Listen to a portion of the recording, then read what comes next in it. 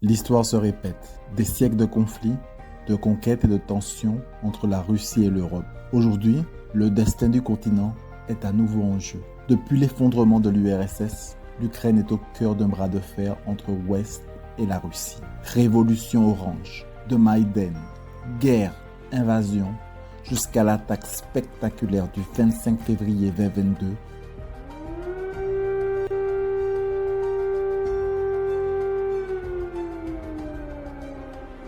Мною принято решение о проведении специальной военной операции. Кто бы ни пытался помешать нам, а тем более создать угрозы для нашей страны, для нашего народа, должны знать, что ответ России будет незамедлительным и приведет вас к таким последствиям, с которыми вы в своей истории еще никогда не сталкивались. L'Europe est un tournant. Aux frontières de la Russie, les pays baltes, la Pologne, la Finlande et la Norvège se sentent plus menacés que jamais. Partout en Europe, l'inquiétude monte. Vladimir Poutine revendique son étranger proche comme un héritage historique.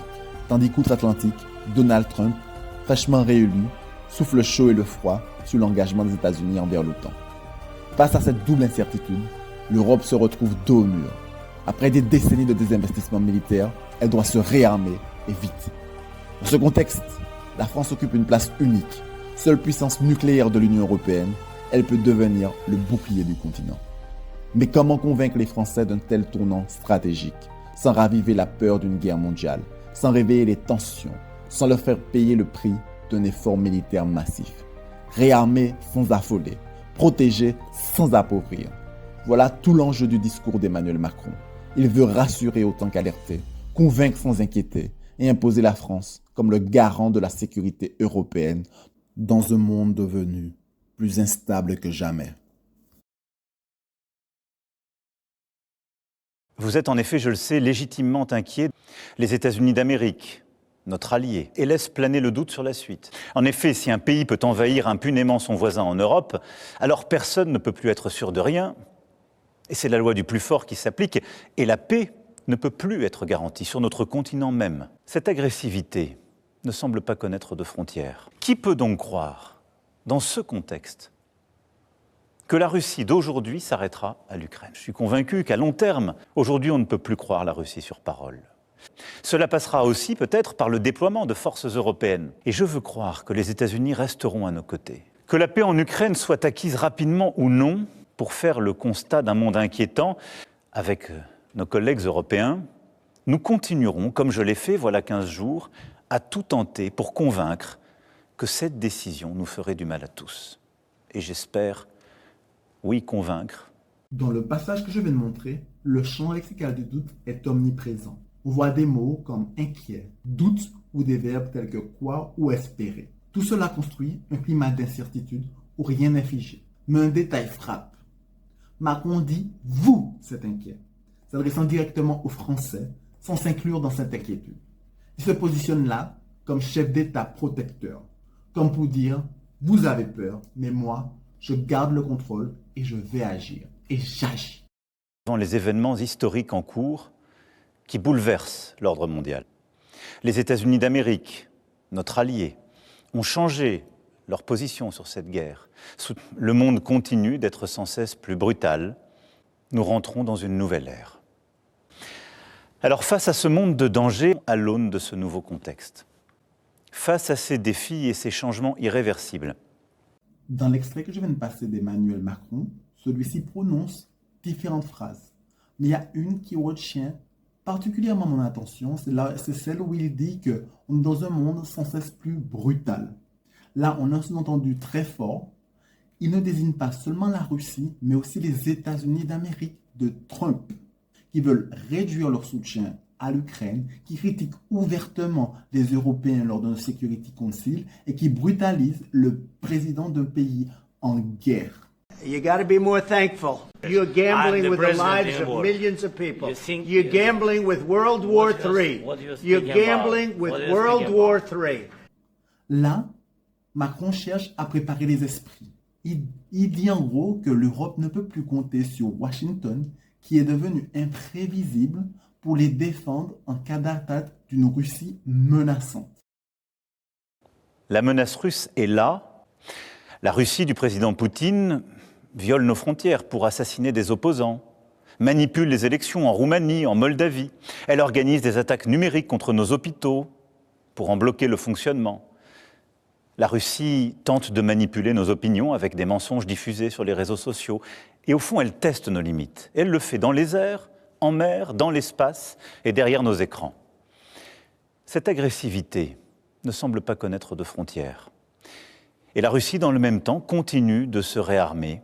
La Russie est devenue, au moment où je vous parle et pour les années à venir, une menace pour la France et pour l'Europe. Doivent, compte tenu de la menace russe que je viens de vous décrire, être capables de mieux se défendre de toute nouvelle agression. Oui. Et oui, la menace revient à l'Est. Dans l'extrait que je vais de montrer, on voit que Emmanuel Macron est catégorique. Il y a une menace, c'est la Russie. Il ne laisse pas de place au doute. Alors que lorsqu'il parle des États-Unis d'Amérique, il est beaucoup plus nuancé. Les États-Unis d'Amérique, notre allié, ont changé leur position sur cette guerre.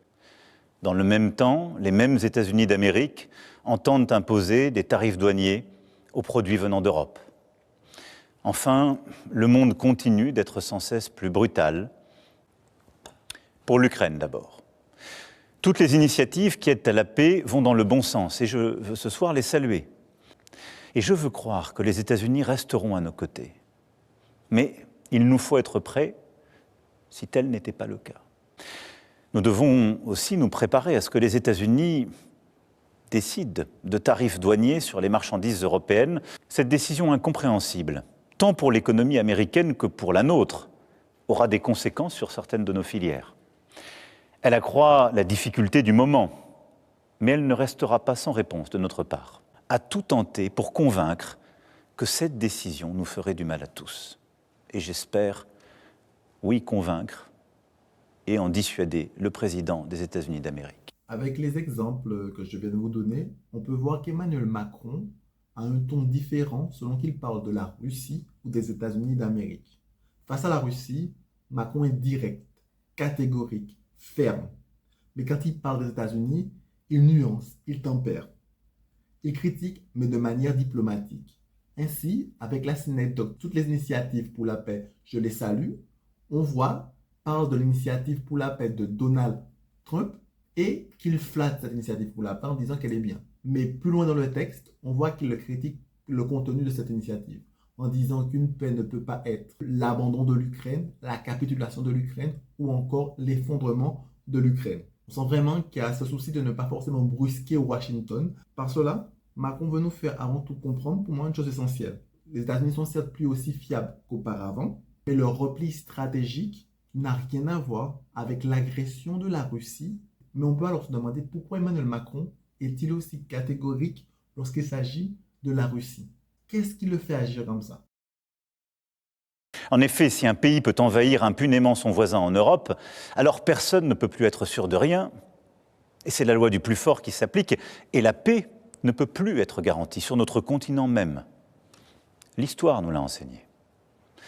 Au-delà de l'Ukraine, la menace russe est là et touche les pays d'Europe, nous touche. La Russie est devenue, au moment où je vous parle et pour les années à venir, une menace pour la France et pour l'Europe. Il s'agit, sans plus tarder, de prendre des décisions pour l'Ukraine, pour la sécurité des Français, pour la sécurité des Européens, jusqu'à ce qu'ils puissent négocier avec la Russie une paix solide pour eux-mêmes et pour nous tous. L'Ukraine a droit à la paix et la sécurité pour elle-même, et c'est notre intérêt, et c'est l'intérêt de la sécurité du continent européen. Dans l'extrait précédent, on voit qu'Emmanuel Macron lie le destin de la France, de l'Europe à l'Ukraine. Puis, il y a une phrase, l'histoire nous l'a enseigné, qui nous explique pourquoi il lie le destin de la France et de l'Europe à l'Ukraine. L'histoire nous l'a enseigné. C'est le cœur de réflexion de Macron et je pense aussi des dirigeants européens. Mais dans ce discours, c'est le cœur de la réflexion de Macron. Lorsqu'il dit l'histoire nous a enseigné, il dit que l'histoire nous a déjà donné une leçon. Ne pas réagir face à une agression conduit au pire. Emmanuel Macron établit un parallèle frappant entre la situation actuelle et l'erreur fatale des accords de Munich de 1938. Des accords où on voit Mussolini, Hitler, Daladier pour les Français, Chamberlain pour les Anglais, qui ont signé des accords. À l'époque, ils les ont signés pour éviter la guerre. Et ils ont cédé aux exigences d'Hitler en lui accordant les Sudètes, forçant la Tchécoslovaquie à accepter sans soutien militaire et sans défense les conditions d'Hitler. Cet accord n'était qu'un vœu pieux, et en 1939, Hitler trahit sa promesse et envahit toute la Tchécoslovaquie. Quelques mois plus tard, en septembre 1939, il attaque la Pologne et précipite ainsi l'Europe dans la Seconde Guerre mondiale. Macron met en garde. Ne pas soutenir l'Ukraine aujourd'hui, c'est prendre le risque de revivre ce scénario. Si nous laissons tomber l'Ukraine, Poutine ne s'arrêtera pas là. Comme Hitler, il testera nos limites jusqu'à ce qu'il soit trop tard. Macron en tire une leçon essentielle. Garantir la paix ne peut se reposer sur des illusions, mais sur une force réelle. C'est pourquoi il insiste sur un engagement total de l'Europe et sur une stratégie de dissuasion face à la menace russe. Ensuite, il va expliquer sa stratégie de dissuasion, des investissements massifs au niveau européen, mais aussi pour les différents États européens. L'idée, c'est d'être tellement puissant militairement qu'envisager une guerre avec l'Europe est stupide. Et c'est pour cela qu'on pourrait résumer la stratégie d'Emmanuel Macron et celle de l'Europe avec cette phrase latine qui est « Si vis pacem para bellum ». Celui qui veut la paix doit préparer la guerre. On sent qu'ils veulent la paix, mais qu'ils ont plus cette naïveté qu'il y avait peut-être lors des accords de Minsk,